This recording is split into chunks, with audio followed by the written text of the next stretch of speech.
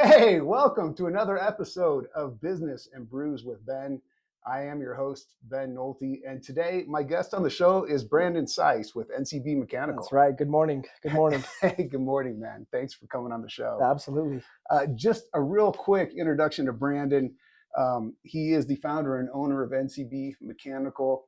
He was Albuquerque Business First 40 under 40 2024. 2024. Yeah. Yep. Awesome, man. Awesome. And seems to love marketing, love business, and loves Albuquerque, New Mexico. So welcome to the show. Thank you. I'm excited to be on here. Awesome. Before we get started, I do want to give a shout out to our sponsor, Steel Bender Skull Bucket IPA, best IPA on the planet, hands down. I'm looking forward to trying this too. Let's do it, man. Let's do it. Yeah. If you don't like it, I'll finish yours, all right? All right, deal. Some good stuff. That is good, actually. I like that. IPAs are rough, but that one's good. Yeah, I'd say if not, I've got some Kool-Aid. No, don't do me like that. No, man, I'm not. Hey, so NCB Mechanical, how'd you get started? Where are you from? I guess introduce yourself to the folks. Yeah, so I mean, I started the business I started in 2020. It's something that I've done really my entire life. I started with my dad when I was about 9 or 10. We would do residential projects, swamp coolers, gas lines, etc. I've really been in every facet of this game. I've been the tool handler to my dad. I have been a helper. I have driven my own car with a little giant ladder in the back of it just to do changeovers. I've been a helper. I've been a lead tech. I've been a field manager, and I've really just grown up only doing this field. And I'd like to believe I'm trying to scale it to as high as it can go. And I apologize for cutting in here, but I completely forgot to ask. I saw on another podcast that you were at the Anderson Silva fight when he broke his leg. You were at the Conor McGregor fight against Poirier when he broke his leg. Yeah. Were you actually, you said you were going to, did you attend this last fight in Vegas? I did. So I'm not too sure if I'm the bad luck for these guys. I almost feel like I am. So the first UFC fight I went to, I saw Anderson Silva. That was when he fought Chris Weidman the second time. Yeah. Snapped his shin in half.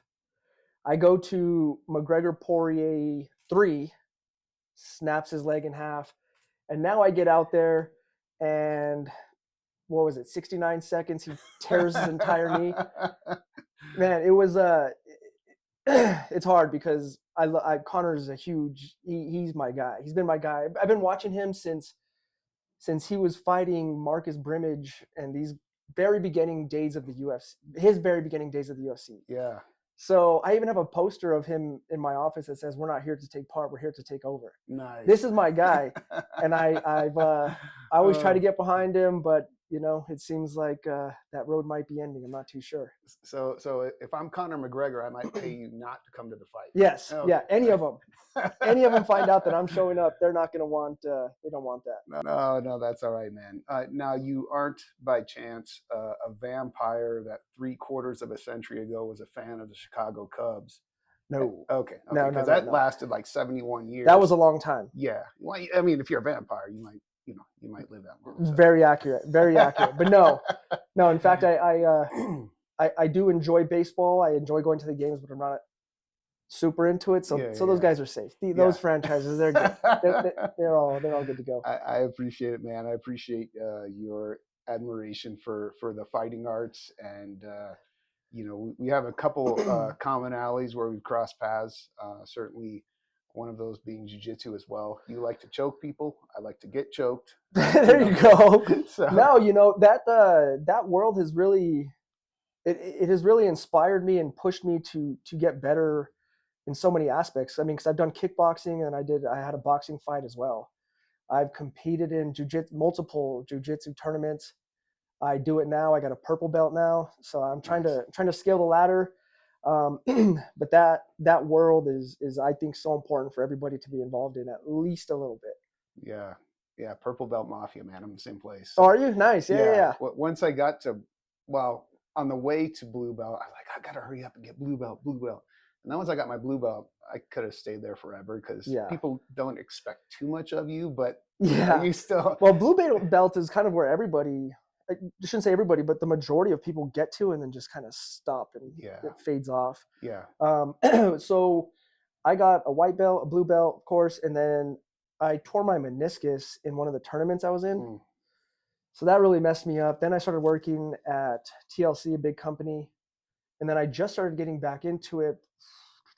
I'm 32 now. I think when I was about 29 or 30. And that sport, man, it really pushes you. The first time I got back there, I bruised my rib or I did something to the floating rib. And I don't know if you've ever had that happen, but I was out for 8 weeks. Oh yeah. 8 weeks. Then I get back to the gym and I do the same thing to the other side. Oh, geez. And this one wasn't as bad, but it was 6 weeks. But did you go to a chiropractor to get that adjusted, or no? No. Just threw ice on it, but it was hard. Like it was.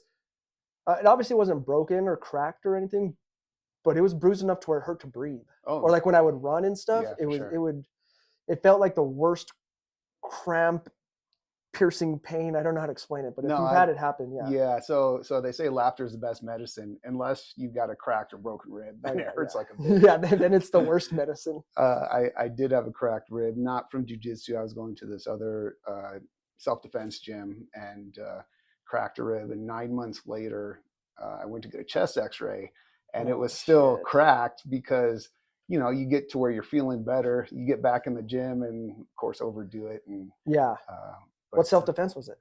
Shockwave defense. So it was kind of like Krav Maga street fighting. Okay. Did you like that? It was good, man. It was good. It was very realistic. But for me, I think it's about priorities as well as life's a marathon. Same thing with the jiu-jitsu. That's what I've kind of come to feel and understand. Yeah. And I cracked a bone in my foot. I cracked some ribs. Getting punched in the face. Yeah. Which you do with kickboxing and Muay Thai, right? But, I want to go back to work tomorrow. Play with my kids tomorrow. That's where it gets hard, unless you're going to make a full lifetime kind of commitment or try to become a professional. It is a hard sport to balance out.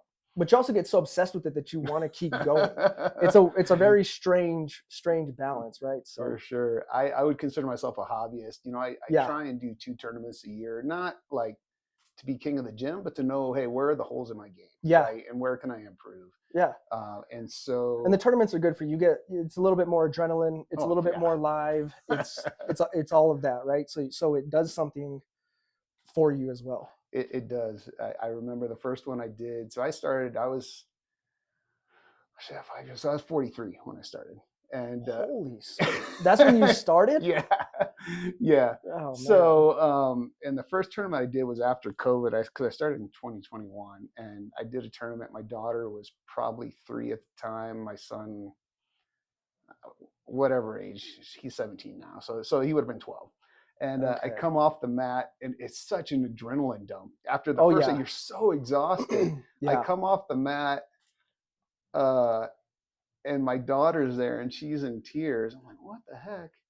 And my wife's like, yeah, she was sitting there watching the match, and she was like, they're beating up my dad. Yeah. They're beating up my dad. Yeah. Because she had never gone to a practice or anything. I'm like, hon, we're all good. Yeah, everything's safe here. Yes, yeah. But it's tough, and but it does teach you so much. I stand behind that sport so much. Yeah, and I think as a father or fathers of daughters, it's so important, not only for guys but for females as well, to have that skill set. Because we know how things can be out there. I mess with my lady all the time. I try to teach her just some 2-on-1 and sink your hips and do the little things, because at least you can run away or defend yourself of some caliber. Yep. Live for another day. Simple things. Yes. Yeah, absolutely. Yep. I agree 100%. We kind of veered off of business, but that's kind of what this show is about. Yeah. Talk about your business. So you started in 2020. We're in 2026. So you've had some time to get some perspective on things, but tell me about where things started, where they went, and where they are now. Yeah. So, we started at the very end of 2020. It was pretty much November. Mm-hmm. Either way, the beginning was extremely challenging. I had spent $76,000 by the time it was March or April. And then I really got rolling from that November time until that March, April area. Mm-hmm. So it was such a such a hurdle to overcome. And I didn't know when you're just starting out, especially where I'm from, as far as the industry, I didn't really know what I was doing. Sure. Just like all of us, right? But with business, there is very little true roadmap. You're kind of just figuring it out. Mm-hmm. So it was actually in March, I had $2,000 left to my name when we first started rolling. That was also COVID. Mm-hmm. So the spin to COVID that I would like to talk about is there was no chips for vehicles. And we were growing. Yeah. Growing to 3 or 4 people, right? But still growing. And we needed vehicles. Yeah. So we couldn't find a vehicle to save our life. There was one, it was a Nissan NV something. Yeah. Silver. In fact, if anybody sees it, it's the only silver van we have. But that's because that's the only van we could find. Wow. So we did that. And, over the last 5 years, we have scaled significantly. We're about 20 people now, 15 trucks, but so many bumps in the road. I know that it was in 2023. I get my years mixed up now. It seems like so much happens, right? All blurs. Yeah. Yeah, but we had a workman's comp audit. Okay. So a workman's comp audit, for anyone that doesn't know, your workman's comp is based off of your payroll. So however much you spend in payroll is what you have to pay in workman's comp. Okay. Sure. So we get this audit, it comes back, and the gentleman comes in and he sits us down and he's like, hey, you owe us 24,000. And I'm like, oh man. It's kind of a positive thing because we exceeded our payroll, which means we're paying people more and we're busy. Sure. And then he walks out, and I to this day, I don't know how he meant it, and I still don't know how to perceive what he said. But he looked at me, and I'm like this young kid. I was 27, and he looks at me and goes, most people don't make it out of this. And I'm like, well, I didn't know how he. It felt like a shot. He was an older dude. You're like, thanks, asshole. That's what it seemed. That's kind of like in my mind. Yeah. But that really just pissed me off, and yeah. I felt like he didn't know that. I'm a different breed. And yeah. So we overcame that. We have just really battled through. When you're trying to build, I guess what I'm trying to build, it really comes at a price. So I have story after story. We have a CRM that we tried to buy a new CRM 2 years ago. None of our guys liked it. So the CRM is how we bill people and how we give invoices, do jobs and estimates. Mm-hmm. These guys didn't like it. So we had to void our contract, and they tried to hold me to it for the 2-year contract. We only did it for 6 months or a year maybe. And they came back and said, no, I mean, the best we can do is meet you halfway. Now you owe us $50,000. Oh, geez. So we're having to pay that off. My CRM's like $2,400 a year. So, and for those of you that don't know, CRM, client relationship management system, I think, is that you know that better than I do. I just know it's a CRM. I actually don't even know what it stands for, but I just know what it does. Yeah. So client customer relationship management. Right. Yeah. So that sucked, and just everything. It has been such a challenge with the tariffs. Mm-hmm. Or no, actually, they can even start since COVID. Yeah. Since COVID, every single thing has gone up, probably about between 30 and 40%. Yeah. Almost 50%, to be honest, in some markets. I've certainly seen that. And as a new company, because we're still new-ish, right? We're constantly changing our prices, but you're trying to pay your people and build the company, but build the customer accordingly. Mm-hmm. And just it's always been something. Yeah. So you kind of don't know what you don't know. You don't know what you don't know. And you do the best you can and do it with integrity, but sometimes you get those $27,000, $50,000 surprises, and they just show up and they happen. Yeah. Even like the building that we worked together on, I mean, that was a huge commitment for me because I did everything out of pocket, and that was a pretty penny too. So yeah. And so what he's referring to, there's a building that his company purchased, which I want to ask about that as well. I was on the side representing the seller. He was the buyer. And so we can delve into that a little bit. Why at that point in your business did you want to purchase a building versus lease a building? Yeah. So, well, I mean, there's multiple reasons, right? My biggest thing is I wanted to overcommit to something. Overcommitting, I always overcommit because it holds me to the highest standard. When we bought that building, we were in no condition to buy it. It's a big property. It's like a 2-acre property. And I think at the time we had 8 or 9 guys, but what is there? I should say 3 or 4 bays. 4 bays. So the whole purpose of it was I knew that I wanted to be, and still do, want to be one of the biggest, best companies in the state. In order to do that, I had to make a commitment to that building because it was a property that we could really grow in and the area that it was in. So I wanted to do it to essentially grow into. Yeah. There's big shoes to fill. I will say that. We came from a property that we were leasing that was 1 garage and parking spots for, I don't know, 8 vehicles max. Yeah. But then you have trash and all that other stuff. So the reason why I wanted to, that's probably the entire reason why I wanted to buy it. Well, and it's a fenced yard. And I do have to say, I think the seller could see a bit of himself in you and being a hungry entrepreneur starting up. You're moving in the right direction. And quite frankly, you only got in on that property because the broker you were working with is a friend. He still is a friend. Yeah. And he's moved on to some other endeavors. Yeah. And Isaac's a great guy. So we hadn't even got that property on the market yet. Yes.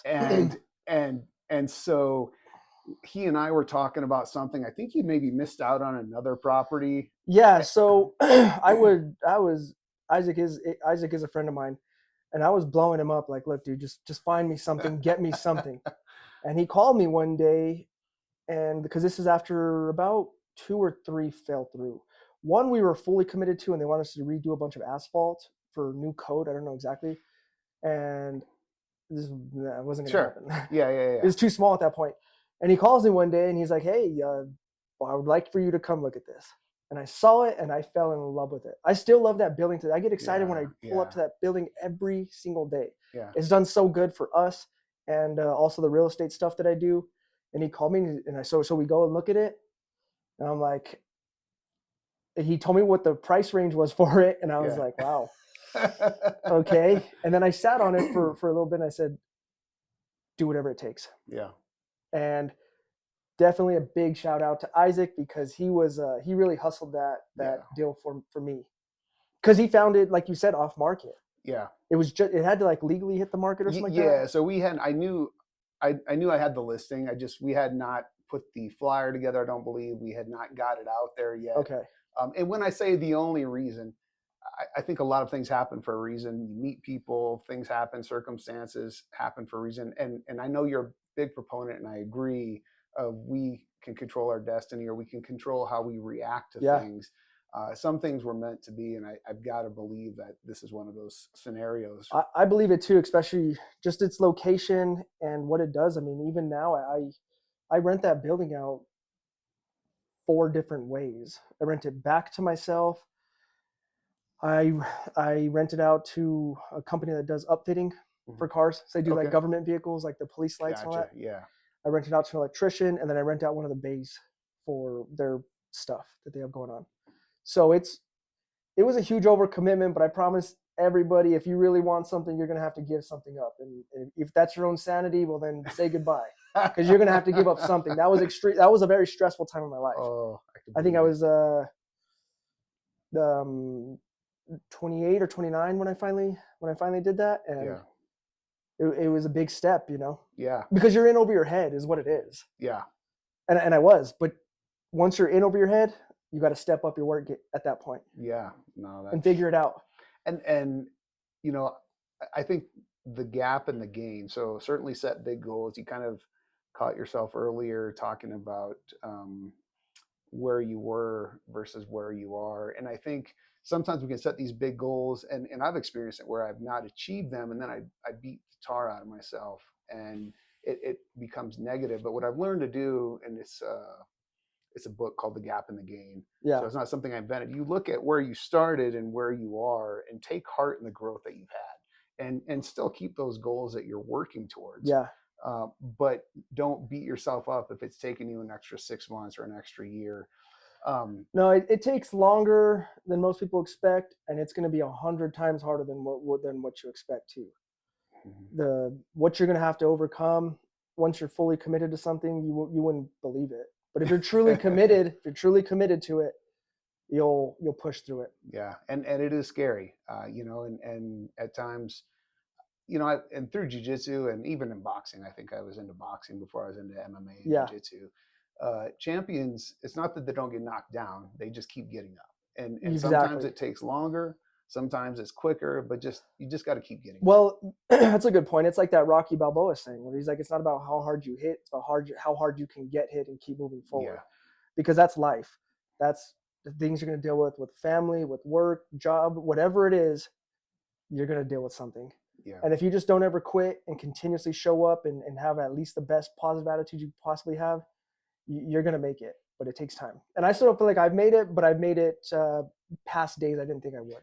And I think kind of going back to what I mentioned with jiu-jitsu and fighting being a marathon, it's the same thing with life. If you can stay in the game long enough, but continue the consistent work and effort, you'll get those breaks. You'll get things that go your way eventually. Whereas if you just quit and start something new, and I've fallen on my face. You need to. Yeah. I want to fail, but I want to fail fastly so I can get better. Yeah. Because when you're on this road and you're on this path, you're gonna fail. Yeah. That's the whole concept of pushing through that failure and keeping your head in the game. So earlier, I want to go back to, you said you want to be the biggest and best company in New Mexico. Mm-hmm. What does that mean, and what does that mean to you? I mean, so we can all say that. What does that actually mean, and however that means to you? I want to prove people right, and I want to prove people wrong. Okay. I want to prove people that doubted me. I've always been kind of an underdog. I was fired when I was 19 or 20. I was fired from Rio Rancho company, actually. And they never really gave me a chance that I deserved. I was never the biggest, fastest, tallest, strongest guy in the room or with anything I did. And I want to prove people wrong. And I've always been a little off the wall, extremely confident, and had these massive, enormous dreams, which I still have. Yeah. And I want to prove the people that believe in me right. On top of that, I want to prove my last name. I lost two older brothers. So that's what the NCB is. So it's Nathan, Christopher, Brandon. Mm-hmm. One was a heroin overdose and one was the suicide. Mm. So, and he had schizophrenia. Yeah.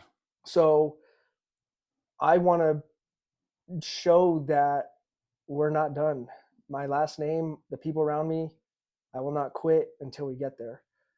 The third thing is, this is my city. This is my state. Mm-hmm. I take a lot of pride in being from Albuquerque. I take a lot of pride in being from New Mexico. We're an underdog state as it is. Yeah. Right. and I want to put the city, the state, my family, and my people on the map somehow, some way. Yeah. And mental health is another topic we can talk about, or not. But I want folks to know that we don't talk about it at the water cooler, but it's affected my life. It sounds like it's affected your life. Oh, for sure. I've gone crazy before. I similarly, not to your brother per se, that's not what I mean, but similarly, 2009, my son was about to be born. I'd not made money in 8 months. I woke up, I was having panic attacks. I thought I was going bonkers because I was like, what the heck? Because I was at that point relatively frugal and what I thought was smart. Like, surely in 8 months I got to make money. Yeah. Month 8 came around. No. So I went and got a day job. This was 2009, 10, 11 when things kind of froze up. I was working at hit with a lot of things at once. And it's our first child. And I went worked at Fidelity Investments from 5:30 in the morning till 2 in the afternoon. What I'm trying to say though is there's no shame in doing what you have to do, and we all go through stuff, and we just don't talk about it, especially as business owners, because our image and our reputation precedes us. And so I don't want to go out there and talk about, hey, when I had panic attacks or when I had those suck. Those suck, and those are real. And if you've never experienced them, so yeah, I mean, as long as we're being real and raw, it was 2022 for me, and we were losing money, and the stress of managing 7 or 8 people, I felt like I was failing. Sure. Like kind of what you were, where you're just like coming up short, and I'm going every day. I'm going. And there was one day where I had one of the craziest experiences with like one of those panic attack things, and it lasted for like 3 months. Yeah. Where it would be like, okay, I'm good, and then the next day it'd be like the worst. It feels like, if no one's experienced it, it's like an adrenaline rush. Yes. And it feels like there's no other way to put it. It's like you're terrified, but it's an adrenaline rush, and you just feel off, and you're like, what's going on? Like, what is all this? Yeah. So yeah, it sucked. How I would explain it to somebody that has not experienced it is, at times, if you've ever almost been in a car accident or have been, or do something, and you're steering the wheel, finally the car comes to a stop, and you're like, and then your heart's like, yeah, that's what it is. And that's a good way. It's like that. And similar to you, I didn't have that shut off for 3 or 4 months, and getting, 3, 4, 5 hours of sleep a night, which is not good sleep. It just compounds. It does. But there's a way out. That's what I want everyone to know. There's a way out and a way through. You just got to keep persevering and talk to somebody. Take it one day at a time. You know what? Shout out to my mom here, and I know she's going to watch this, and I know she's going to appreciate this. I was having such a hard time during that time. My mom, I love her to death, knows nothing about business. Zero. She doesn't understand why I work so hard. She doesn't understand how I work so hard. So that's what I'm getting at now, is I was having such a crazy time, just brutal. And she's like, well, babe, I don't know what to tell you, but you can just take it one day at a time. And I don't know what it was, but when she said that, it was like a trigger in my own head. Mm-hmm. And ever since then, I have taken it one day at a time. I could have the worst day ever, one day at a time. Tomorrow's a new day. Yeah. No matter what challenge it is, even if it's good though, too, just one day at a time. You almost have to remain very base, because life is a crazy place, and you don't know what's behind that door of tomorrow. You know what I mean? So yeah, one day at a time, and it's pushed me forward. I'm going to get the saying wrong, but success is rented, not purchased, or something. You got to, every day at a time, you got to pay that rent. Every day at a time, one day at a time. Yeah. Little increments. Yeah. Just chip towards it. 0.001% better. You're going to get somewhere. It's like the Kobe Bryant thing, actually. Kobe Bryant talks about doing something like that. When he was alive. Okay. Rest in peace, Kobe. Yeah, that was my guy, too. I didn't mean disrespect. Oh my gosh. Yeah. I'm just kidding. Yeah. I'm kidding. Man. No, I'm not. No. God, I should not joke about that. Totally not cool. I am sorry to any fans of Kobe Bryant as well as his family. Rest in peace, Kobe. The man. Wow. Sorry about that. You're good. How does Brandon, and I don't mean to talk about you in third person, but how do you know when you have hit that milestone? Are there certain, or you have achieved that goal? Are certain milestones? Is there like, hey, once I have X in revenue, once I have 50 employees, are there some milestones that you push forward, working for this grand goal, if you will? Certain milestones. I mean, the simplest one right now is to get to about 25 or 30 people. Mm-hmm. After that, I have a good mark as far as what the big companies are at, and I would like to be around there. The biggest one off the top of my head, I know they're around 500 plus. So the thing about getting there is I will get there somehow, some way. I think I'm gonna have to tap into different markets, but I do want this brand to be that size. Mm-hmm. So those are my metrics, and it's just pushing towards it and little by little every single day. Yeah. So I think on one of the other podcasts, and I've seen this a lot, I thought it was because money was cheap and when interest rates went up that the trend would stop. But you're seeing a lot of companies, private equity companies, absorb other local companies, smaller companies, optimize them. Maybe they're missing out on whether it's technology, whether it's on systems, operating procedures, etc. But that trend has not stopped.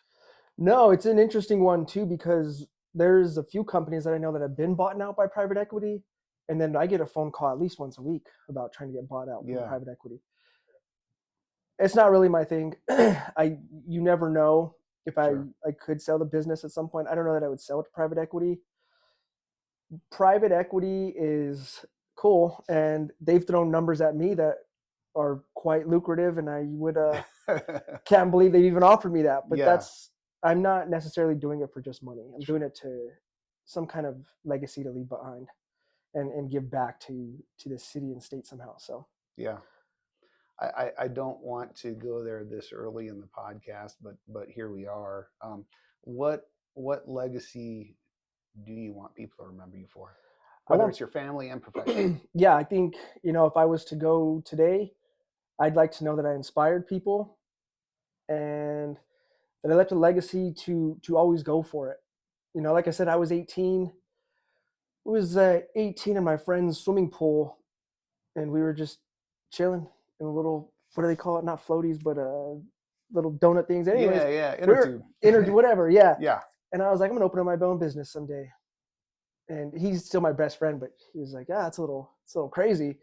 And I've always worked towards it. And I want to make sure that I leave behind that legacy of hard work, discipline, and to swing for the fences. Because I always have. Okay. And no matter anything I've ever done, I've always went for it. Full speed, just blackout type of vision. And I hope that to inspire a young kid out there that is the underdog, that feels like people don't believe in him. Because I felt like people always never believed in me. Yeah. I've gained a lot of traction, but I want to inspire the next generation to go out there and be great and to swing for the fences. Where does that come from? Was that inherent? Was that taught? Was it a combination? Where does that drive come from? It's a really good question. I've never been asked that question. I would say that it's from my family. So I had two older brothers that always believed in me. I was the baby. I was in the third grade, I think, and my oldest brother made me go fight the kid down the street, and the kid was 2 grades older than I was. And I remember it like it was yesterday. Yeah. Like they lived at the very, very bottom of our street. And he was like, no, you got it. You got it. I believe in you. This kid was bigger. He was older. And me and him just threw down. Like we just went at it. So I think I got this belief from my family always believing in me, and my family always pushing me. So that was the oldest brother. The middle brother, when I was working, or when I was playing football, Yaffle, he would go outside and set up the chairs for me to run my place. I was running back. Nice. So I think that's where it came from. My dad is, to this day, still the hardest working person I've ever met in my life. Yeah. Tenfold. So I think I've always been inspired by the people around me. I think that's where I got it from. That's awesome. Yeah. I certainly appreciate an underdog story. I usually sans fighting, playing, going against my favored person, root for the underdog. Yeah. If I don't have a dog in the fight, it's the underdog. Because we've all been there, and nobody starts out on top. No, and it takes so much just to get somewhere. We've hammered on this point, but it takes so much to really get something out of life, or things that you want. Those goals, they're so hard, and especially we live in this TikTok brain generation, and everything is just like, oh, they just have it. No, people might see where I'm at or what I'm doing, and it's like I barely sleep. There's still days where I wake up in some kind of panic, not as extreme as what I was talking about, but just anxious, just nervous. Yeah. Checking the bank account. Did that customer pay? Are they going to pay? Are we marketing it enough? It's a little slow. Did I do something? Is Google off? Did we get a bad review? there's so much that goes into just getting what you want. Yeah. And you have to be willing to sacrifice everything. I was going to bring that up, and you mentioned it. Our attention spans, work ethic spans, probably not a term, but that's what I'm going to go with. Yeah. Are so short today. When I grew up, I grew up in Iowa. I think I mentioned that to you. In the summer times, I'd go work in the cornfields to tasseling corn, man. Yeah. It was the hardest freaking thing I've ever done. But it was with friends. It was so much fun. And you're putting in that hard work and that work ethic. And I think that having that work ethic here can get you ahead. And the mindset of wanting to inspire somebody, not a mindset of, oh, if Brandon's winning, I'm losing. Or if Ben's winning, Brandon's losing. That is a good point, because a lot of people get that wrong. There is so much space for everybody that if you truly push yourself, no one loses. Yeah. But it's the people, if there's a victim mentality, there is a lack of work ethic, and everybody just, the instant gratification. There you go. And it doesn't work. I mean, my dad had me pouring concrete. He had me working when I was a young kid. And or a young lad, as Conor McGregor would say. A young lad, that's right. So when I was doing that, I realized how much it taught me, because now I have guys that come on sometimes, or whoever, and I'm just like, how are you asking me for this? And you're late. You want to leave early. Yeah. You don't want to pick up extra calls. How are you going to ask for this and give minimal? Yeah. So I've found that interesting, especially now owning the business. I found it crazy. I could never wrap my head around it. But I've always been so tunnel visioned and so hype. When I fixate on something, I am like obsessed, focused. Yes, like a shark. Like just, I know what I didn't even realize there was anything else around me ever. Yeah. All I knew was HVAC, working out. So I've learned that not everybody has that focus, and you need some kind of hyper focus to get these things. I hear HVAC. If that was not the industry you're in, what would you be doing? If it wasn't HVAC, I'd like to be in some kind of sales, or when I was 18 or 19, or no. If I could really go back, I wish professional fighting would have been pretty cool too. But I would have had to start younger. I mean, in that world, you see how fast. Yeah. Like how fast it has kids evolved. Now you do. Training. Yeah. You do. 5-year-old. But no, some sort of sales. I love sales. Okay. That's always been my thing. And it's not something I'm inventing the saying, and you may have actually said it yourself. If you can figure out sales, you can make your way in anything, because really, and it, a lot of it's psychology, which fascinates me. It's building rapport, and it's not sales. I think sometimes gets a bad rap, but if you can learn to sell something well, you can, your income's unlimited. Your roads are unlimited as well. You can go wherever you want. Yeah. And sales I've always tried to look at as win-win. I mean, people used to tell me, oh, you're just a salesman when I was in the field, and I'm like, but I'm selling. And if they need it or they want it, I'm not forcing or holding anybody to buy it, but I am going to give them an option to get it, and the reasons why I think they should. So I think, I know people they put this little disdain on sales at times, but if you're doing the right thing, who cares?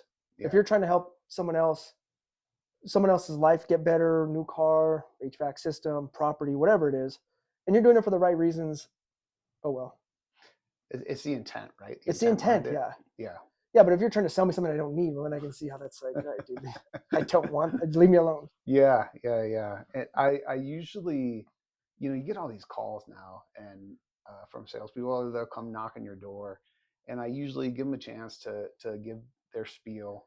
And if I'm not interested, it's not the right time, I'll tell them. If they keep going on and going on, what about this? What about that?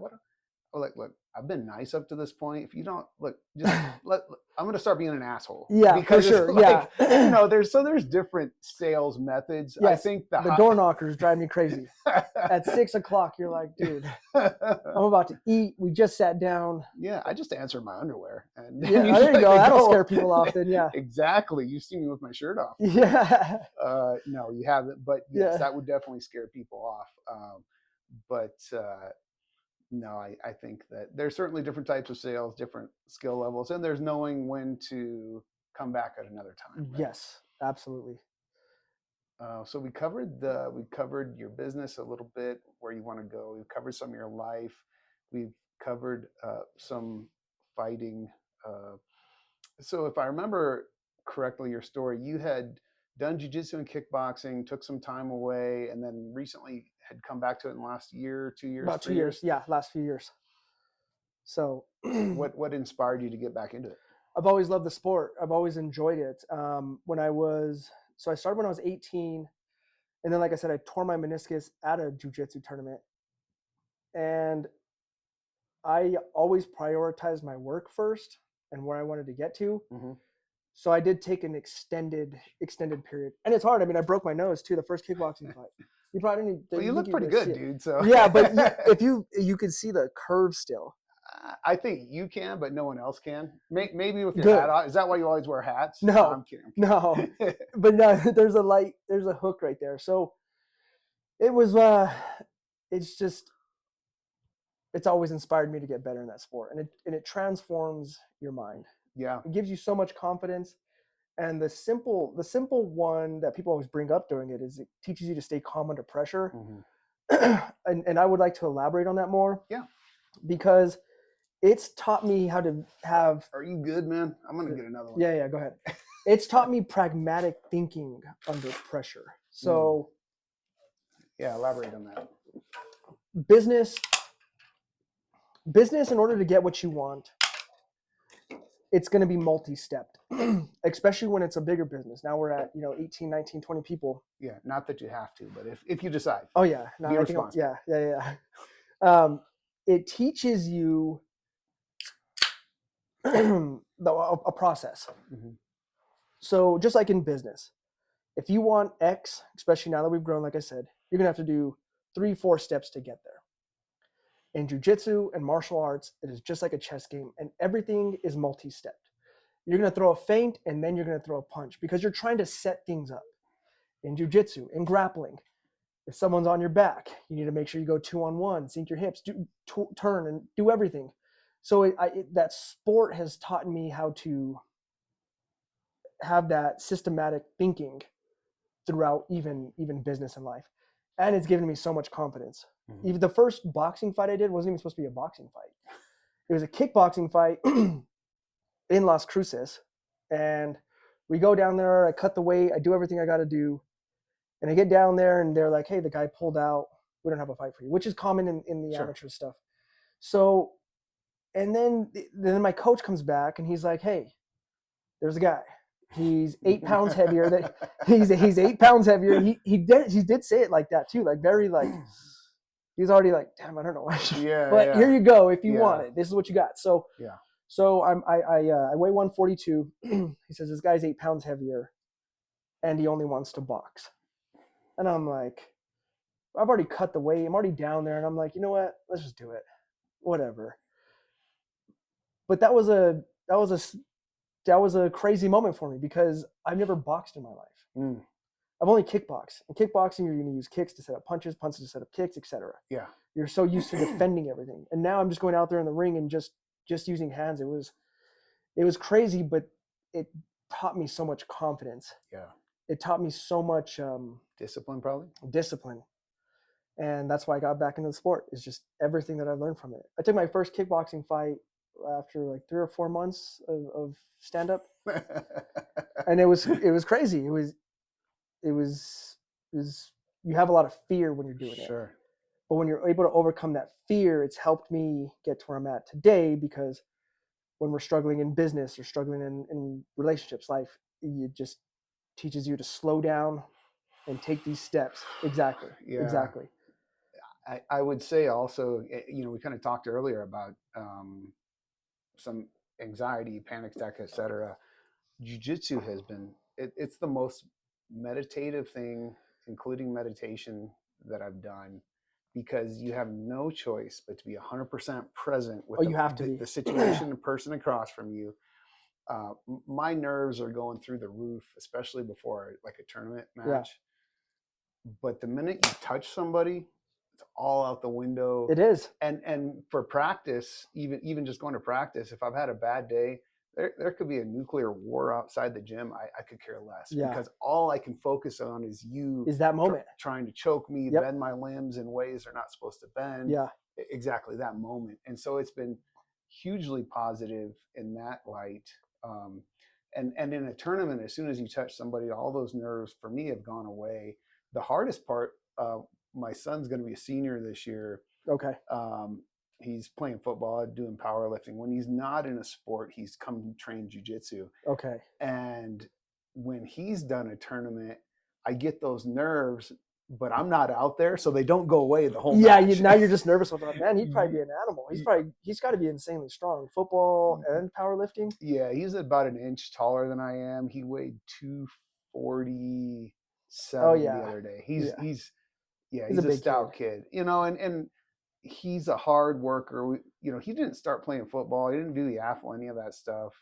He didn't start playing until he was a freshman. And I always told him, listen to what the coaches tell you and keep working to the whistle, work as hard as you can. And so his freshman year, he's New Mexico big, right? Like, so in Iowa. No, it's still pretty big. I'm one of the smallest or shortest one of my friends when I go back to Iowa. Those are some big people, though. That's a different breed. That's like Midwest country big. And when I go back there, I've a couple times, I'll go to a gym and train, and man, those guys work the shit out of me. Like, they're just that's wrestling country too. It is. Yes, it is. That's a different style. But what I had told him was, and he's continued to do it, and the coaches love him because he just keeps working hard. He may not be the most athletic. Unfortunately, he gets my genes. He gets my wife's strength, which has helped him because she's strong, dude. She's 5 foot, but she is strong. Good. Yeah.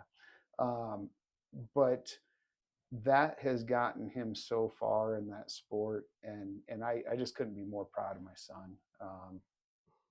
Well, that's cool, and as long as he sticks to it, that's more of a blessing. If it's in you to just work hard, you're already ahead of 90% of people. Because even just because you're the smartest or the biggest or the fastest, tall, whatever, strongest, it doesn't really matter in the game of life. Because after that, it's going to be all about perseverance and who you are at your core, and that's your work ethic. Yeah. So if you're outworking the people around you, it doesn't matter if they were smarter or did trigonometry in high school. I just remember that everyone's always in high school, like taking these crazy classes, and I'm like, he is, and I told him when he's no longer in high school, I'll tell him how I was in high school, because I don't want to negatively influence him. But I did fail algebra in high school, but he's taken some of these advanced classes. Bright kid, and just a hard worker. Just shifting gears a little bit, going back to HVAC specifically. What one or two things do people not know, not understand, not see about your industry, and what things should they be asking somebody? Or in a scenario, you get a call and something's not working.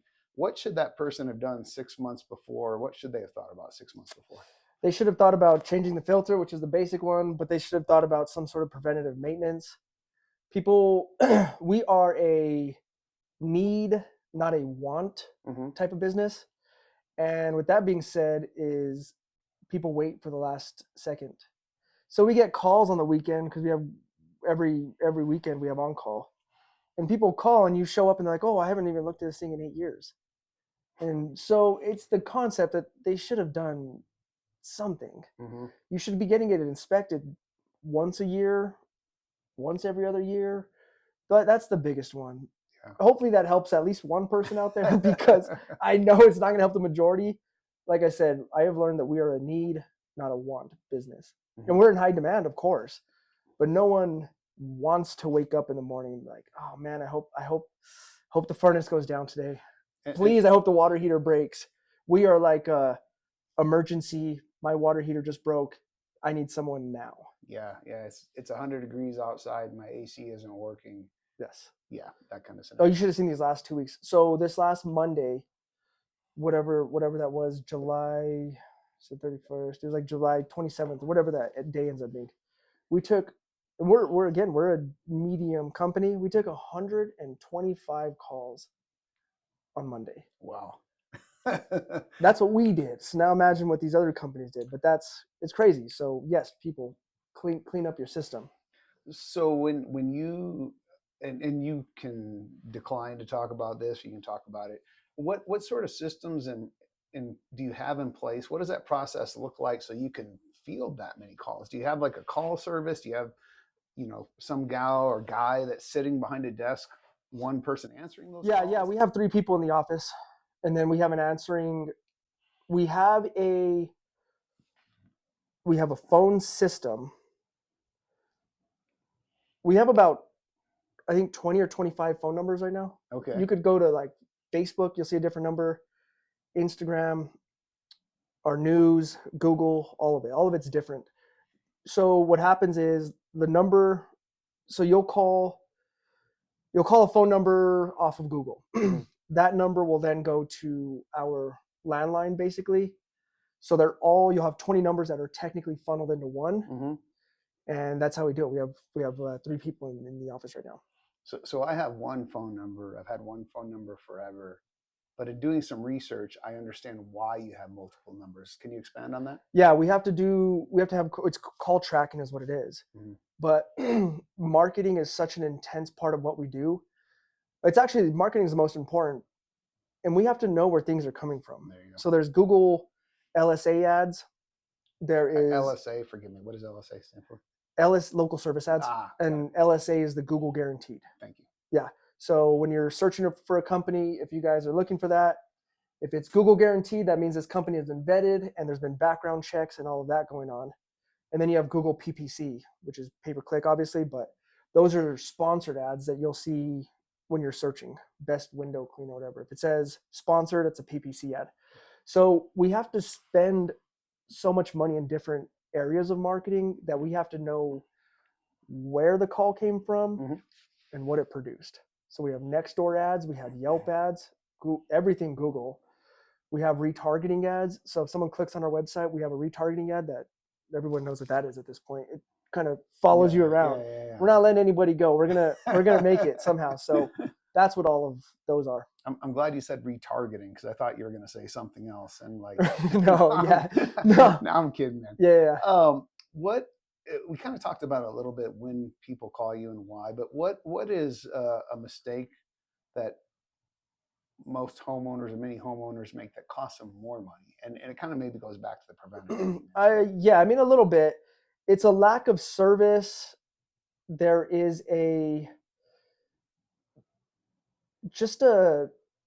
don't be cheap. There you go. That's let me switch up my answer. You get what you pay for? You get what you pay for. So I think I shouldn't say most. There's a good majority of homeowners out there that just look for the cheapest, and the cheapest is never the best. I'm not telling you to go with us. I'm not telling you to go with the most expensive, but you should find a balance. Yeah. This company should have a lot of reviews, been around for a while, but it needs to be vetted. And what's happened, I've actually had this conversation a lot lately, is our industry specifically is so oversaturated and it drives our market down. So you'll have yeah. So I don't know if it's this entrepreneurship era or what it is, but geez, and I don't care. I mean, I am one too, right? I made the step. What happens is guys get in there and the guys get in there and they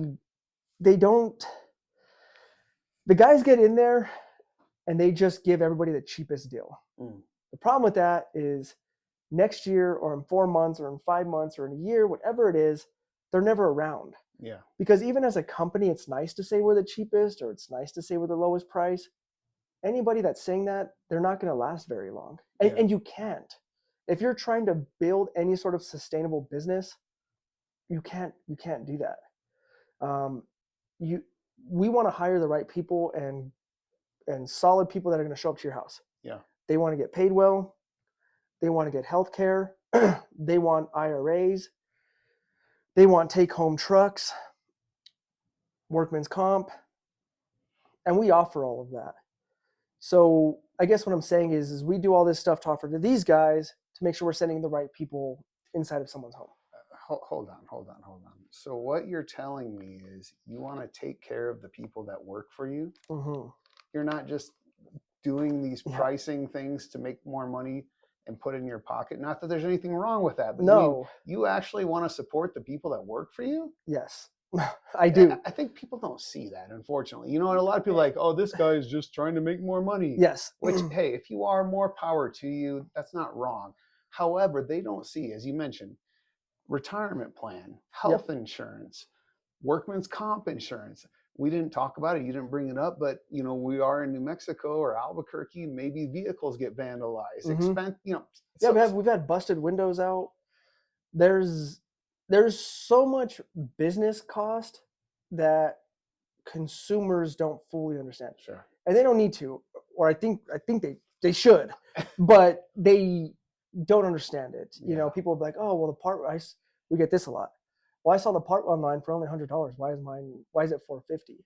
But what they don't understand is they don't understand that we're paying this guy to go to the house, diagnose the problem, go back to the parts house, wherever they need to go to, pick it up, go back, install it, know how to install it. Then we got to offer at least a 1-year warranty on it. Yeah. So there's so much more involved, and we have so much free access to the internet that it's crazy. And that one's so common. I saw a part online for $100. Why is mine $450? I will tell you why, is because I will buy that part for $100. I will try and fix it. I will mess whatever it is up, even worse than it started. And then I still have to go pay someone to fix it, but not only pay them to fix it, fix what I broke in addition to fixing it. So it's 3 times more expensive. Yep. That's why. Yeah. Yep. And it happens all the time. It happens all the we get the homeowners too, that they're trying to figure it out. I've learned though. I've learned. So I stay in my lane now. And I think you're right. I can give an example of I typically drive cars for 200,000+ miles. I'm not a fan of car payments. So I had a Nissan Pathfinder back when they were reliable, not CVT transmission era Pathfinders. And I had to get a transmission replaced. And it was like, you can either get a used one for X, or you can get an OEM one for Y. And I went with the used one for X, and it did come with a 1-year warranty. Yeah. Well, sure as shit, like 18 months down the road, it broke. And here I had to go get another transmission, which at that point it was like, okay, the car's not worth that. But my point being, had I spent the money up front and gone with the more expensive option, I would have been in a better spot. But it's that short-sightedness. And sometimes some budgets truly do affect things. Yeah. But if you have the ability, sometimes it's worth it to think a little bit longer term. For sure. Usually, this is not only with us and what we do, but usually if you see a shortcut, don't take it. Yeah. The shortcuts most of the time, business, life, work, calling us out, doesn't matter. The shortcuts usually don't pan out. Yeah. There's always a reason why it's a shortcut. Yeah. No, and shortcuts are not sustainable. I mean, it's like cutting weight, right? Like I can go cut 15 pounds in the next 3 or 4 days. Right. But is it sustainable? Is it healthy? No. No, look how fast you gain it back. Yeah. You drink a Gator. You drink a little water. Or a beer and you gain it all back. Yeah. Oh yeah. Twice as fast. We'll shift gears here. I begin to call this segment Last Call. Yeah. It's Business and Brews with Ben. We'll kind of keep it on that term. Yeah. What is the craziest call you've ever gotten? Work call, I'm assuming, but yeah. Touche, but yes, we'll keep it work call for now.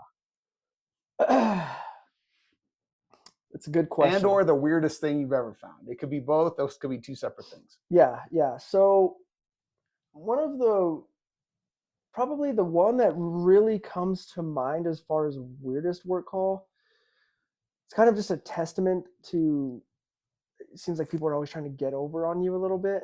Mm. Probably the weirdest call that I ever got, and we were like 2 years into business, is we had a guy driving on the freeway and a customer called and said, your truck has just kicked up 10 plus rocks and now my windshield is broken. And I was like, my first thought was like, shit, like how did, damn, like what are you, how? And then they kept calling and they were sending me pictures and I just couldn't believe it. So off the top of my head, that was it. No, we did not kick up the rocks, but someone was basically trying to scam us. Wow. That was crazy. We had not really got into this, but I'll just bring up AI. How do you use it? How do you not use it? How is it implemented? And this isn't saying you're pro or con AI, and certainly you can voice that opinion. Have you utilized or instituted AI at all? And if so, if you want to share. Yeah. Not, that's fine. So we use a little bit of AI. I am not a huge fan of AI, but as far as optimization and things that it can do, I am for, and I know that it's coming, and I'm very interested in learning the processes of how it works and how it could push us forward. Mm-hmm. So I think as the next few years continue, I know that we're going to look into it more and more. So if I were to right now, and so this is kind of where I'm going with this. One of the things I'm also into marketing, business growth, self-improvement, huge. I mean, that's where people spend money on stupid things or things that are stupid to other people. That's mm-hmm. where I spend my money. I mean, cars are cool. Someday I'll have a Porsche, but I'm not, it is what it is. We all have our own things we spend money on. Exactly. Right now it's workout equipment, AI, and personal growth. So I've done a whole slew of that.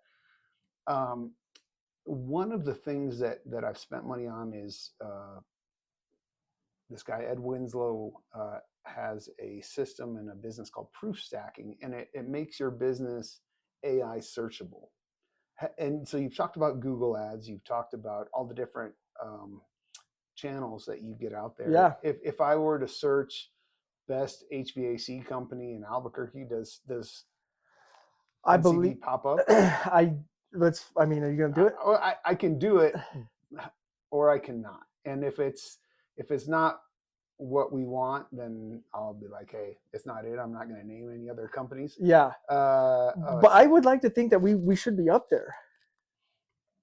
Now I'm curious. Now let's see. Now let's see how this pans out. Let's see how good the marketing's been working. So and this is really multi-channel. It's getting your name on podcasts. It's having a website. It's having a Google business page. It's putting out.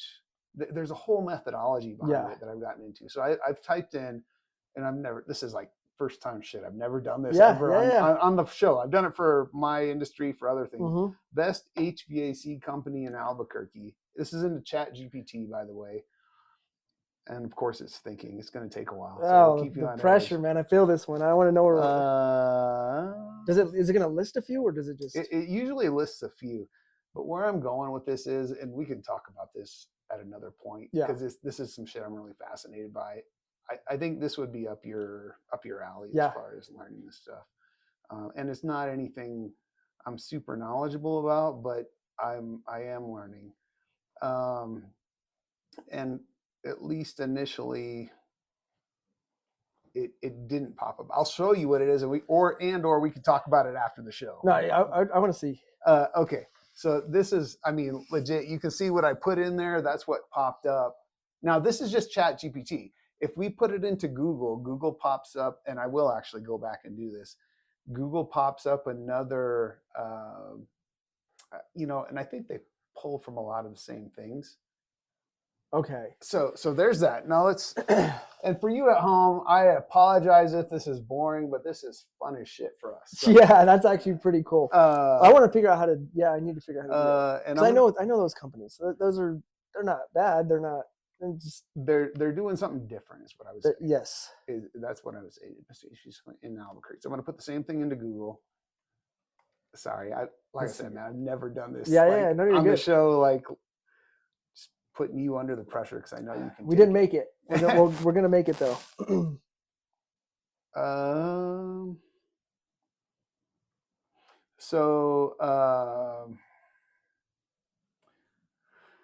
What I would say, and I'm being serious as well, is like I think this is such a huge area of growth potentially for you if you want to do it. Now, there is an AI overview. There are some that popped up, and I do want to say in this instance, when I put in very same thing, best HVAC company in Albuquerque, on the right hand side, you do pop up. There we go. There are some sections where you could pop up, and I'm gonna guess, knowing, or at least as much as I do. I mean, that's just a really good point that you brought up, though, because so you can, and you feel free to scroll if you want, but and if we have to do some editing with this, we can. There we go.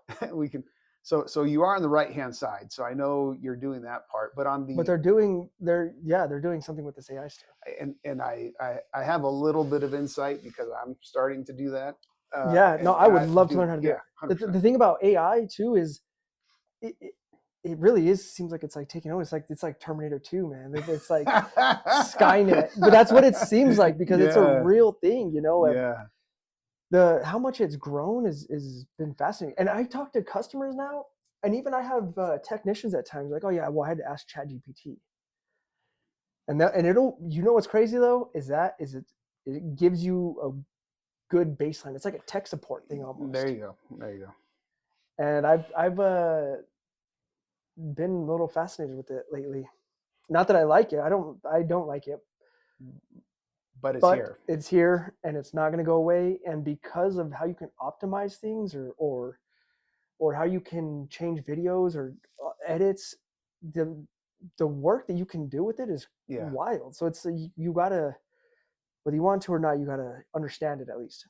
Via AI, I have flown, not in a plane, not in a helicopter, which I have, but I have by myself flown over the city of Albuquerque looking at buildings and industrial sites through the magic of AI. So if anyone thought that was really me flying without a jetpack, I hate to burst your bubble. It was AI. AI is crazy though. It is freaking bonkers, man. But it's cool. It's I know that it can do good things.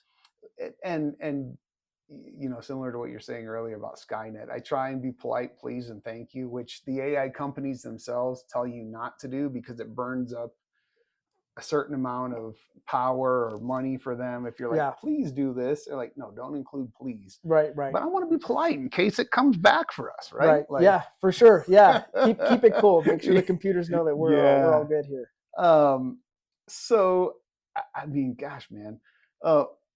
One other area I would ask, and you do have billboards throughout the city, but if you could limit it to one sentence on North I-25, what would that one sentence be for NCB Mechanical? For a billboard? Yes, sir.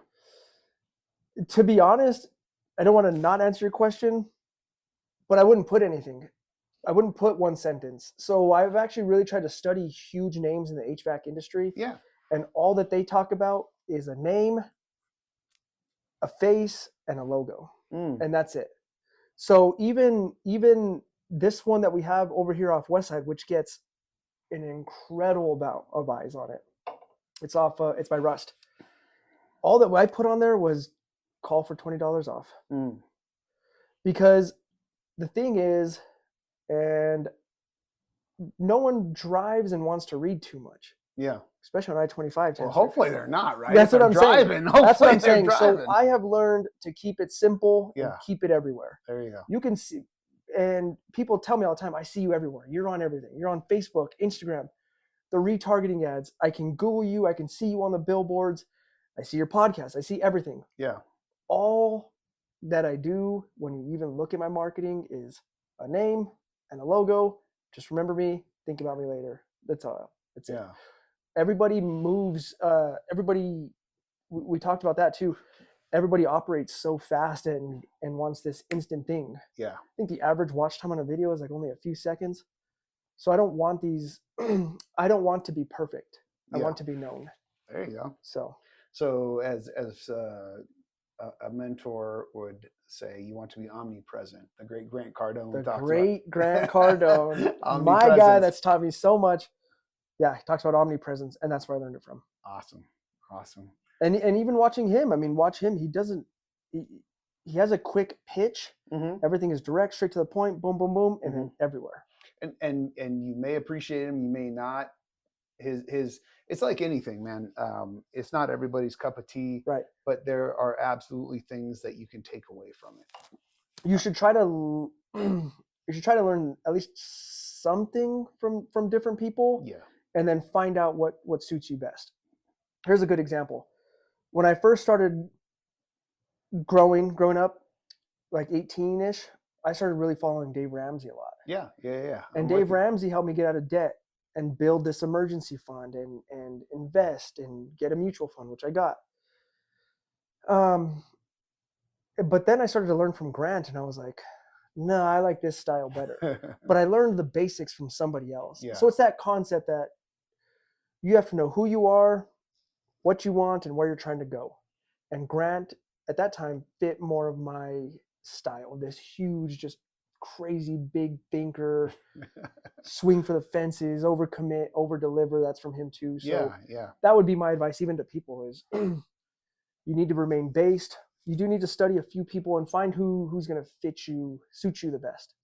I would also say, to add on to that, which I agree 100%, reading a book, and it's not something necessarily folks do anymore. I do a lot of audiobooks. I have bookshelves in my house full of books that I've read. Some of them I've maybe read 10%, unfortunately.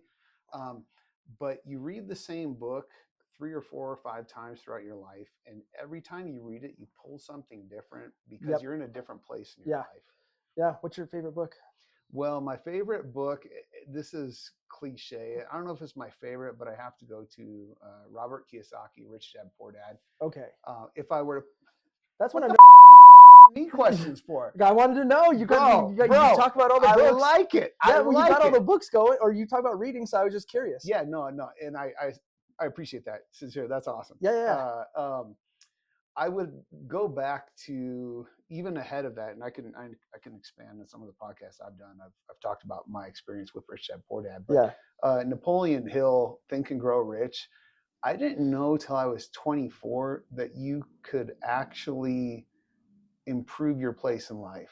Meaning, like my dad was a minister. He's a Methodist minister. Okay. And so it's like, hey, work hard. I mean, I had that work ethic, but it's God's will. This is what God's put in your path.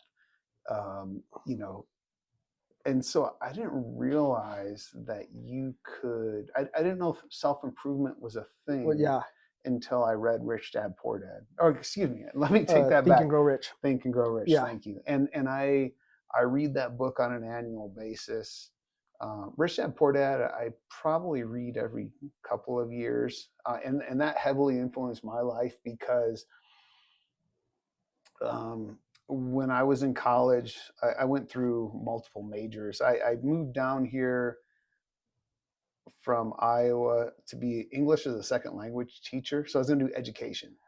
Okay. And a lot of people think I moved down here so I could call myself a minority as a white guy. Yeah. Which in New Mexico I am. So don't take that wrong. Yeah, which is crazy. I think it's like 60 or 70% Hispanic here. I'm a minority. Yep. But I came down here to do that, and then switched to business, went to Anderson. But I knew probably about a year and a half before I graduated that I did not want to work in information systems and technology, which was what my concentration was. So I had an internship with the city. I had an internship with Intel, great places to learn from, but I knew I didn't want to do that. And so I read Rich Dad, Poor Dad, and I was going to come back. Actually, I went back to Iowa after I graduated. I was going to come back and get my master's in accounting because he said, hey, if you want to understand businesses, then you should understand accounting and the numbers that are behind the business. Yeah. And so I'm not going to make this episode about me, but long and the short of it is I did do that. Needed some spending money in a job when I came back, got a job as a real estate investment assistant. And so this is kind of part of my trajectory. Right. But Rich Dad, Poor Dad has been so influential in my life. And then Think and Grow Rich, because prior to Think and Grow Rich, I didn't know self-improvement was a thing. Okay. What about you? Do you read books? Do you have some that you like? I'm a huge reader. Man, my favorite, I like the 48 Laws of Power. I like, the author is Shin Tzu, but it's, The Art of War. There you go. Yeah. The Art of War. And I like the 10X Rule. And then right now I am doing an audiobook. It's called Unreasonable Hospitality. Okay. And that one's been really good too. I have not only a plethora of hard copy books, but a plethora of audiobooks. And so I have all of Grant's books on audiobook. I don't know if I have them on hard copy, but I certainly am familiar with his work. They're good. I think books are huge. I mean, you don't get it. I understand at times it's hard to sit there and actually read. Sometimes I like to do it, sometimes I don't. But the audiobook thing is a game changer. Yeah. Especially, I mean, if you're really trying to get better and you're busy, you got about that 15, 20-minute drive to soak in at least a little bit of information. Yeah. So turning off the radio, or not radio, that's old school, right? But iTunes or something like that, turn that down, and the audiobooks have been great. I may be getting this reference wrong, but I think if my memory serves me is correct, Grant Cardone even talks about listen to, let's say you do have a 25-minute drive, which is pretty common. I'm in my car all the time, so I'm always consuming especially podcasts, doing showings and doing all that. For let's say it's a half-hour drive, 20 minutes, 25 minutes, listen to something educational, something you can learn from. The last 5 minutes, listen to some stuff that's going to get you pumped up. Get some you jacked, music, there you go. Right before you get in the office. I want to say that he had brought that up in the 10X rule. I might be misremembering, but Tony Robbins would call it net time, no extra time. Yeah. If you're on a treadmill, listen to a podcast, listen to an audiobook. It gets into your subconscious, man. You absorb. It does. All that. It does. Yeah. No, I think it's super important. I do them all the time. I am with you there. Gosh, man, nobody's ever asked me a question, so thank you. Well, I'm an interested person too. I like to know. I like to know what people do. Especially when it comes to reading or something. It's whatever it is about getting better or something like that. But someone always has a different approach than you do. Yeah. Whether it's for me or not, that's for me to decide. But it's helpful because I keep hearing about Think and Grow Rich. Yeah. I probably won't read the Robert Kiyosaki. Have you not read it? I've never read Think and Grow Rich, but I've heard about that one so many times. I will get you a copy. Yeah. And I will get you it. One of my friends who's done really well in business, he has ADHD. And so what he does is he'll get the physical book and he'll get the audio book. And as he looks at and reads the physical book, he'll listen to the audio book word for word. That's insane. Well, what it does is it forces you, you're focused on that the whole time. I will get you both those versions. Yeah, absolutely, 100%.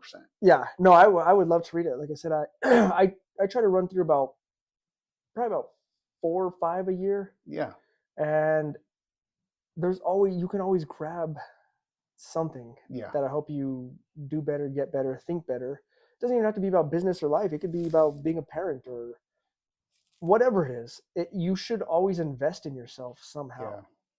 Yeah. Again, I don't mean to make this episode about myself. One of the things, though, when you just mentioned that I want to expand upon is being a good parent.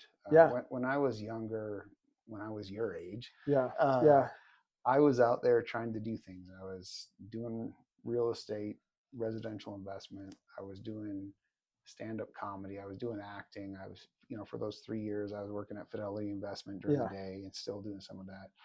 I was not home a lot for my son, and to this day I regret that. And For sure. And so making them and luckily I figured out before he was too old that I needed to make that a priority and have, and so we have a great relationship. Yeah. But I want to make sure to emphasize it isn't all just about business, but so and that's another thing too, is life is such a challenge, but it's such a balance. And I have a daughter now, and she's about to be 14 months, and it's hard. Yeah, it's hard because I want to be there. I want to provide for everybody. Sure. I have to take care of the people that work for me. Sure. So I have to be present here, but I have to be present here. And you're, I think when you're really just trying to excel at life in any manner, it doesn't have to, you don't have to be you don't have to swing for the fences here. But when you're just trying to even just live a life, you're pulled in so many different directions. Yeah. Your health, your family, your job, every string is being pulled on you all the time. And it's something that I battle with. I battle with that every day still, because it is hard. You know, my girl is at home, watches the baby, I'm at work, and it's tough. Well, and from experience I'm speaking, then you got to have time for you and your lady to just be people, adults, a couple. Yeah. Time to yourself. Oh, for sure. So then it kind of leads me in the direction of, I want to just make sure, that you spend more time with your child than I did when I was younger. I made that mistake. And again, I've told him, it's one of the things I regret. He's like, Dad, we're past that. You're doing what you're doing now. Yeah. I still hold that guilt. But how do you manage your day? How do you juggle that? How do you schedule your day and implement your day? Yeah. So my day is, I wake up about 4:00. I go to the gym. I work out. I eat. Get to work about 7-ish. And then how I've had to balance out, this whole kid thing is I try to find pockets in my day. And I've balanced out my schedule to know I can pull off for 30, 40, an hour, and I'm going to go stop in. And when I'm with her, my time is with her. Yeah. I do the best I can. Sometimes I still have to answer the phone, but I try to prioritize that time. So what I'm getting at is when I'm at the gym in the morning, I prioritize the gym. Yeah. While I'm there, it's a really random thing. It's like an OCD thing. I don't know. But after like 10 sets, I won't look at social media or no nothing. Won't even answer a phone until I get past the 10 set mark. So what I'm getting at is I'm trying to, you have to learn to be in your moment. And that's what's hard. As hardworking as I am and as obsessed as I am with this goal, I have learned that if I am with my baby, my little 14-month-old, I think it was last week, I bought her a car, remote control car. Okay, thank you. Yeah. I'm like, holy shit. Yeah. No. But this was Sunday night after the gym. When I'm at the gym, I focus on the gym. When I go and see her, I want to drive her around, and it's just a little cool thing, but I'm focused on that moment. We get so wrapped up and caught up in the distractions of the world that because of the distractions and everything you have to do, it is important to focus on where you are. Yeah. And if I'm with her, I'm with her. If I'm with my lady, I'm with her. If I'm in a one-on-one meeting with a guy, I'm focused on that meeting. If I got to focus on marketing, I'm focusing on marketing. Yeah. And it's just that concept of prioritizing everything. Being present, 100% being present as best you can. Being present on where you're at. Yep. Yeah. No, that makes sense. And I saw your daughter, your lady out there. Yeah. And the beautiful family. Yeah. Yeah. So, no, I love it. It's been pretty cool. She's almost walking now. So. It's easier when they're not, because you put them in a car seat and go to a restaurant. But once they start getting mobile and getting around, I've heard that. Yeah, no, and that is definitely true. We have covered a lot of ground today. Were there any topics that you either A, wanted to expand upon, or B, we didn't cover that you'd want to bring up? Man, I think probably one of them would have been the real estate thing. Well, I'm not a huge fan of these IRAs and 401ks and stuff. Yeah. The reason being, I am full in on real estate. I got a couple of properties that I invest in, but I don't like that I have to give someone else my money to try to make me money, and they invest it in the S&P and the stock market and all that. Maybe one day I'll get one, but I've never really understood how that works, because you're just giving your money to somebody else and hoping that you make money. Yes, historically it has gone up a little bit, but I'd rather bet on myself and go buy a property of some sort and get that return. It might make me back more, or it might make me back less, but I know that at least it was me that messed it up, or did it right. And I hear that and understand that. And I would say you and I probably in the minority there. I think for a lot of folks, they don't have the emotional fortitude, they don't have the skill set or the ability to pay attention to that. And so for them, it might be the right thing to. And it could be, yeah. Oh yeah, for sure. Yeah. But so kind of talk briefly before this. You've gotten into some real estate investments. You want to expand upon that a little bit? Well, I have the commercial property that we did, and then I have which again I rent that one out 4 different ways. So I rent it back to myself, and I rent it to three different companies. Yeah. 2 other companies, someone else that stores his stuff there. Yeah.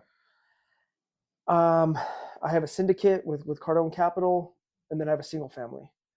And over that time span of when these really started to roll, when I started renting them, I have fallen in love with it, and I have fallen in love with commercial, because the best thing I like about commercial is tenant is responsible for repairs. With the single family, I just got a text message last night. Hey, my mini split's not working. Can you send your guys out? I'm like, damn it. If this happened at my yard, they got to pay. Yeah. Depending on if it's a triple net and all that stuff. But the way I'm setting my stuff up, you're responsible. Yeah, no, there's certainly different lease structures. And so one of the things I've done, and I'm not alone in this, I'm certainly not an expert on it, so certainly consult your tax advisor, is set up a self-directed Roth IRA. What does that mean? Because I know you did say that, but what is that? Is that different than a Roth? Or? I have no idea. No, okay. I'm kidding. I'm kidding. No, so there's a typical IRA, 401k. You put your money in pre-tax. Right. So your income shows a little bit less right now because you put that money in pre-tax. A Roth IRA, you send in or contribute post-tax. So you've already paid your tax on that income. Okay. So as the IRS rules are currently written, to my understanding, and they've been this way for quite some time, you don't pay tax on the gains from that portion going forward. So you pay the taxes when you start drawing from it, right? No, in this case, because it's post-tax, you've already paid the taxes on it. So then the gains are tax-free. Consult your tax advisor. I am not a tax expert. I will not try to claim I'm one. But so if you go and where I go with the self-directed is you can then use that to invest in a real estate. Self-directed means exactly that. You are saying, I want these funds contributed to this. And so there are a few hoops you have to jump through. I'm getting over my skis at this point. There's what they call a backdoor Roth, where you can convert an IRA into a Roth to increase the amount that you can contribute each year, because there's a IRS maximum that you can contribute. Yes. But here, bottom line, where I've seen this done is that I've seen folks contribute to a Roth IRA, self-directed, and then they want to purchase a property. They purchase it with that Roth, or they purchase a percentage with that Roth. So then any gains from where you start going forward, you've already paid the taxes, so those are not taxed. Okay. So again, getting a little bit over my skis here, but in concept, so you could go out, and I see a lot of guys do this. You could buy stocks. You could buy, I do like no load mutual funds where you don't have a fee, and I just buy the S&P from a Roth. But you can do the same thing with real estate. Like, hey, Brandon, we're going to buy this property here. It's $50,000. Do you want to buy a percentage? And so then you send in this paperwork to your Roth saying, hey, I'm going to buy this or this percentage. And so the idea is that those gains are not taxed because you've already paid taxes prior to putting that money in there. Yeah. Okay. Yeah, no, and that makes sense. And I get that. And if I could leverage it the right way, I would totally do it. But my huge thing, let me put it this way then too. If I can leverage that to get me more real estate, then I'll do it. Well, I think that you could, and it's not like, hey, I put this 7,000 or whatever the current maximum is this year and bought some real estate, although potentially you could buy a portion of a contract, like a real estate contract. At a certain point, though, you'll have enough critical mass in there that you can buy something with it. And so it's similar tax-wise to like a 1031 in the sense of, as long as you keep buying more, you don't have to pay taxes on it in a 1031 exchange, equal or like kind, and some other things. A self-directed Roth IRA is probably an avenue or tool to look into. Yeah, not against it, like I said, but traditional retirement plans. Yeah. Sorry, I'm committing to a different. I'm gonna bet on things I see. Like I said, I'm 5-minute diatribe. I apologize. Yeah, you're good. No, because it was good. I didn't know that there was. Unless I already knew that, but I've never heard it be called a self-directed. So that's what I was saying. I don't know if that's different than the. It is. Okay. Because you could have a Roth, you could have a self-directed Roth. Self-directed literally means you tell them where to allocate the funds. You're not limited to. Okay. Within, I'm sure there's within reason of some sort. Yeah. I was like, you can't buy into a freaking cartel that that sells cocaine. You probably make some money though. I have always looked at cocaine as the devil. Yes. But anyway, different conversation. Different day. Any other items that you wanted to cover that we didn't cover? Man, no, I think we actually really enjoyed the conversation. I think we covered pretty much everything: MMA, jiu-jitsu, work, business, where we are, where I want to go, real estate stuff. No, I think I covered all of it. I just realized every interview I've ever seen you in, you've had NCB Mechanical attire. Do you have like NCB pajamas and NCB gi? No, I do not have an NCB gi. I do today. I just wanted to switch it up a little bit. I know it's branding, I know it's all that stuff. I just wanted to wear something different and just roll with that. But pretty much everything I do, the truck, my daily is a NCB truck. I live, sleep, and breathe that world. So just been trying to do something a little different. And I'm busting your balls. Yeah. But where can people find you? Instagram, Facebook, TikTok, and Google. Are you out doing dances while you're installing HVAC systems, or what's on? No, I just that's not my thing. But people have been sending me those videos of these guys, and they'll sit there and they do like the circle thing, and like the camera goes around them. And I guess if these guys wanted to do it, I'd be for it. But and we will have links to all of his social media platforms, so you folks can reach out to Brandon if you have any questions. Anybody you want to give a shout out to? My parents, my mom. For sure. I have to say, she always gives me a hard time because I don't bring her up enough. But Mom, I love you. Wouldn't be here without you. I always find this, I take this to heart when people tell me, and also deflect it when they do. But you have raised a wonderful son. So congratulations on that. And with that, whether you're starting your day with a coffee or ending your day with a cold brew, I appreciate you joining us, and we'll see you on the next time. We'll catch you on the next round. Thanks for joining. Thank you.